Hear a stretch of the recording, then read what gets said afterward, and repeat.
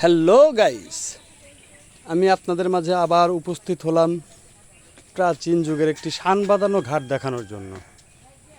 আপনারা ঘাটটি দেখবেন আর আমার একটি গানের কথা মনে পড়ছে, সেই গানটি আমি বলবো। আর শান করা ঘাটটি একটু দেখেন, প্রাচীন যুগের খুব সুন্দর একটি ঘাট। এখানে সিঁড়ি রয়েছে মোট 14টি।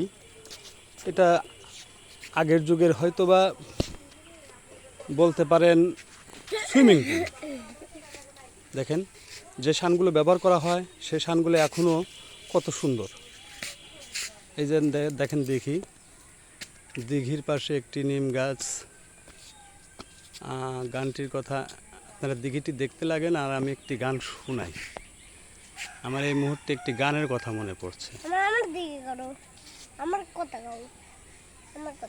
এটা আমার বাবা মোহাম্মদ তামজিদ, টিএসবি তামজিদ, অর্থাৎ 3 বাপ বেটার নাম সংক্ষিপ্ত দেওয়া হয়েছে টিএসবি তামজিদ। আমাদের ফেসবুক আইডি টিএসবি তামজিদ। আমার এই ছেলেটি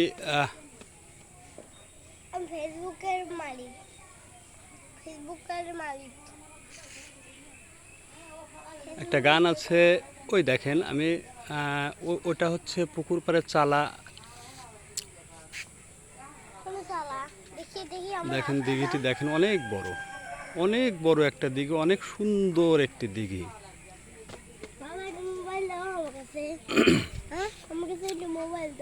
থাকিলে ডুবা খানা হবে কচুরি পানা, থাকিলে ডুবা খানা হবে কচুরি পানা, বাগে হরিণে খানা একসাথে খাবে না, স্বভাব তো কখনো যাবে না, ও মরি স্বভাব তো কখনো যাবে না।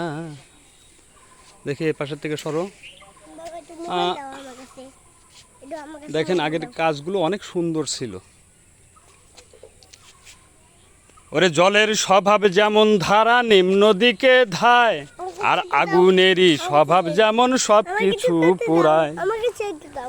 জলের স্বভাব যেমন ধারা নিম্ন দিকে ধায়, আর আগুনেরই স্বভাব যেমন সব কিছু পুরায়। আর ছারপোকারই স্বভাব যেমন রক্ত চুষে খায়, ছারপোকারই স্বভাব যেমন রক্ত চুষে খায়, থাকিতে না ধরে বস্তু কাটে উই পোকায়। পাপি কাক পুষে ঘরে যতই পরাও না তারে, সে শুধু কাকা করে, কৃষ্ণ বলে না স্বভাব তো কখনো যাবে না, ও মরি স্বভাব তো কখনো যাবে না।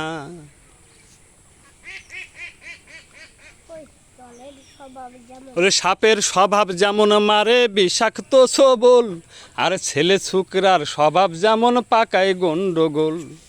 সাপের স্বভাব যেমন মারে বিষাক্ত সবল, আর ছেলে ছোকরার স্বভাব তেমন পাকায় গন্ডগোল। আর বিড়ালেরই স্বভাব যেমন হাড়ির প্রাণে চায়, বিড়ালেরই স্বভাব যেমন হাড়ির প্রাণে চায়, কখন ছিকে পড়বে ছিঁড়ে তারি লালসায়। বনমূল খেলে পরে গলাটা কুটকুট করে, যেমন শীদেল চোরে